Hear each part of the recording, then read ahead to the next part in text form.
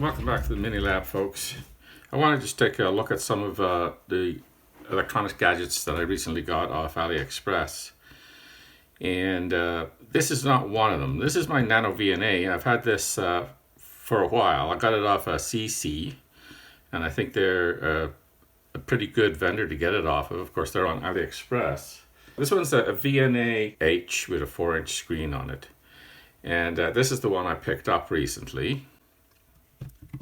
This one here. Now you might look at them and say, oh wow, they're identical. Well, they're not really.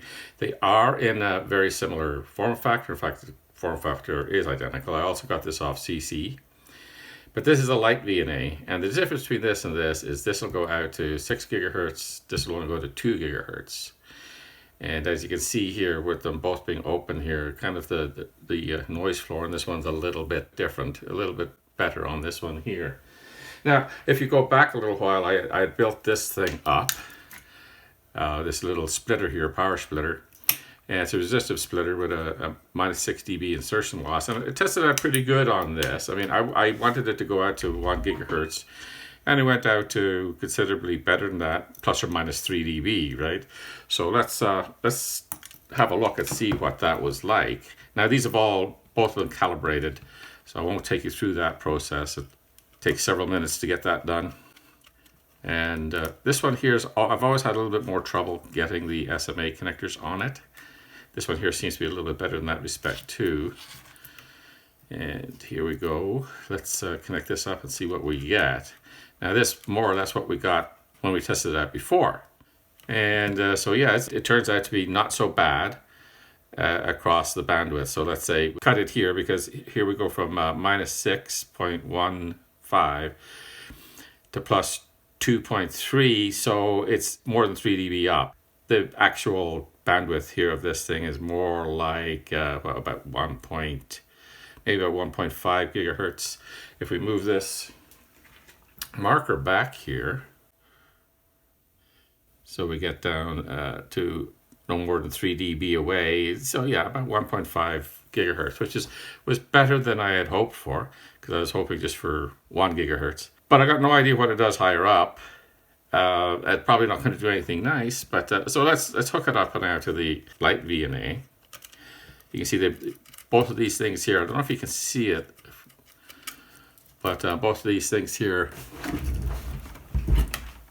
I'm starting out at 2 kilohertz and going up to the maximum. So this is 2 gigahertz, and this one I start out again at 2 kilohertz, but I'm going up to 6 gigahertz here. So let's see what this box looks like once we go beyond that 2 gigahertz.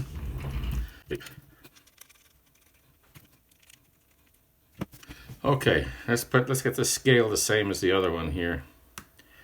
Scale 10. All right, so we can see it's pretty well the same. Okay, it shows it as being a little bit nicer than what this showed it, but it's basically the same sort of response that we got out of this. Now, what does it happen to it when it goes beyond there? Well, it gets a little out of whack. It drops down quite a bit here and gets a little bit hot here, and then it just starts shaking around all over the place. One of the benefits of this VNA is that I can actually see what it does higher up. At this one, I had no idea at all. But like I say, my design parameter was for 1 gigahertz, and it seems to do that just fine. Okay, so that is the light VNA. I'll leave a link to all this stuff down there. I don't think this one was terribly more expensive than this. I mean, this one's come down quite a bit since I bought it. I'm not sure, but I would say these ones are down maybe to $100 or something like that. I think I paid close to 200 for it, but I bought it when it first came out. It was a hot item. And now it's come down considerably because it's been replaced by some ones that are considerably better, such as this. Okay, so I want to show you something else. Actually, my plan was to show you 3 things today, but one of those plans I think got a little distorted. All right, so this is the next thing I want to show you. We got this in for a friend of mine. He's been using it. He likes it, but I asked him to get it back so I could do this video to show you guys. So this is I think it's Gauji. They pick such unfortunate names sometimes. The Gauji S993A solder sucker.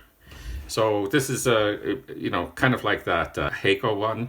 I have the Heiko one. I like it very much. It works very well. So I'm just going to kind of compare this to the Heiko one. And we're just going to desolder a couple of little things here to try it out. And we're also going to go through the process of cleaning it to show you what that's like. But here I have it set for 410 degrees. And I'm just going to plug it in. And then we're going to time it to see how long it takes to melt that solder coming out there. So it doesn't have a switch on it. It doesn't have a power switch like the Heiko does. So you have to just plug it in and we'll see how long. So I'll time lapse this.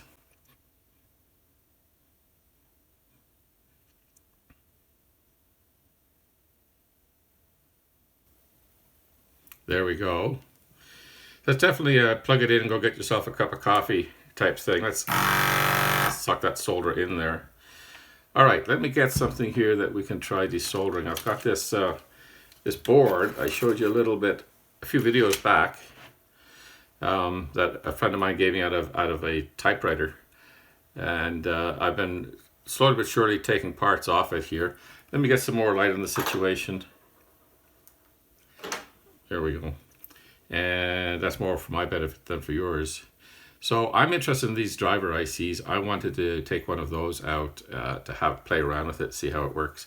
So let's do that. Let's take one of these and see if we can get it out of the board relatively easily. Now, one of the things that I guess one of the ways you use these best is what I like to do is I'll put them on the lead of a device I'm going to suck off, and then I'll just bring it down to where the solder starts to spread out a little bit, to that fillet, and I'll leave it there. I'm not going to press it really hard against the trace. And then once that melts, once I see a melt there, I push it down a little bit further and just gently up against the trace and move it around a little bit while the vacuum is on. You know, I've seen a lot of people use these things, they grind them into the board. I think that, especially for boards like this, which may not be the highest quality, just like that. And that looks pretty clean. Now I'm just going to go down through all of them here, same way. Another thing too is pull it off the pin with the pump still going. If you don't do that as you're pulling it off, it could leave a little bit of solder there, and then as the heat comes off, it'll solder back up again. So you want to pull it off with the pump on. There we go, melt, contact, and pull it off. Yeah, this is going very well. I can see why he likes it. Now this is a single-sided board. This is a single-sided board, so it's not that tough to desolder. But this is making pretty good work of it.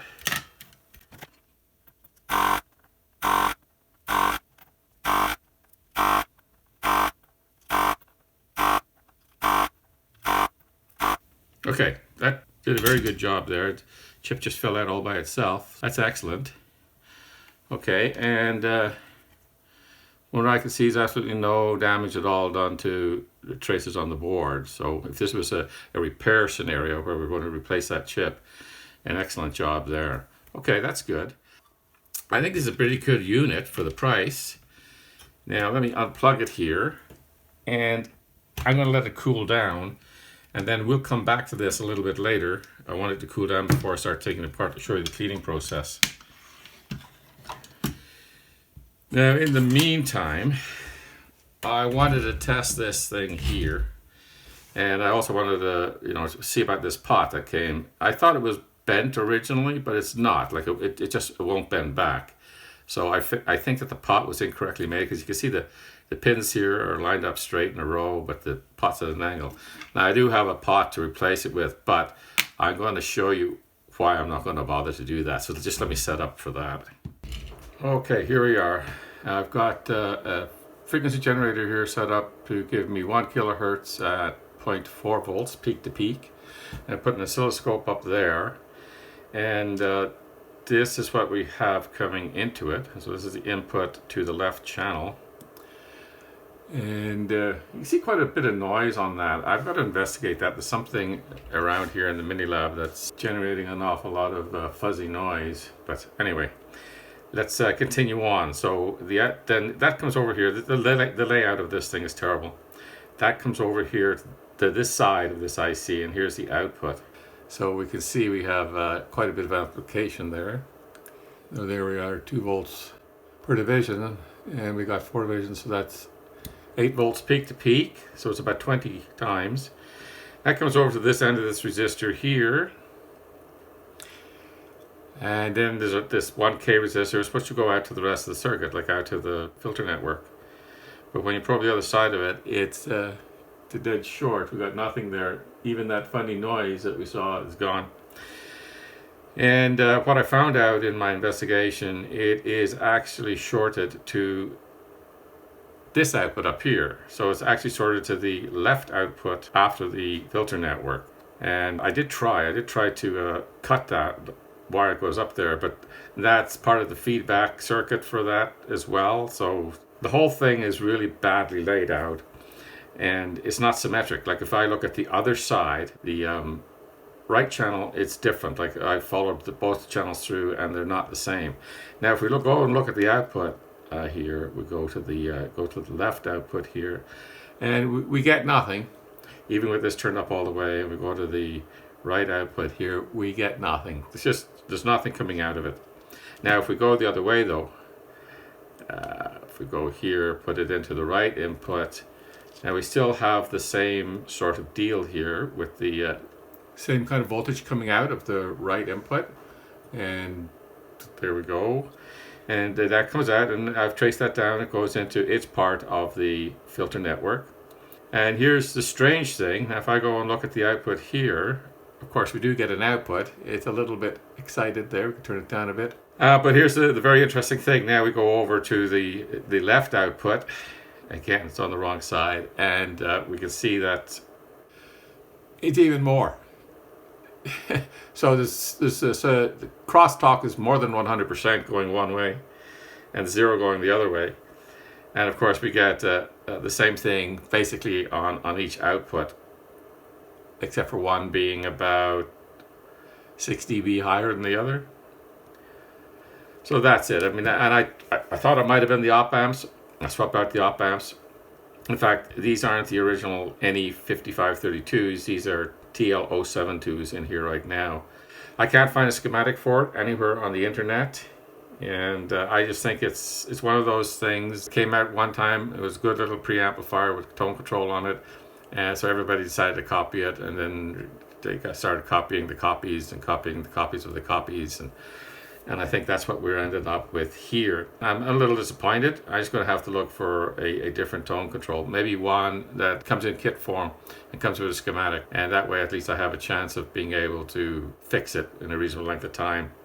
I mean, I could reverse engineer this completely, but I don't want to put that much time into something that cost me, I think it cost me $6 Canadian or something like that. So, okay, so this is not too bad to handle right now. So let's have a look at cleaning it. It's very similar to the Heiko. Like this cylinder here is identical to the Heiko one. And I think a lot of the parts can be interchanged between them as far as that's concerned. If you need to get replacement parts, I think going the other way, getting like the filters from the Gauji, are a lot less expensive than the ones from Heiko, and they seem to work just as well. So here's what you would do to clean this. You would take this thing off here. They also provide you with a couple of these little rods here. Now I should have run that down through it while it was still hot, but while the thing is still hot, you should run these down in through the thing until they come through, just to make sure that there's nothing like a little piece of dry solder in there sticking things up. But this guy got lucky. And then you take off this little pot here and push it out, push the filter assembly out.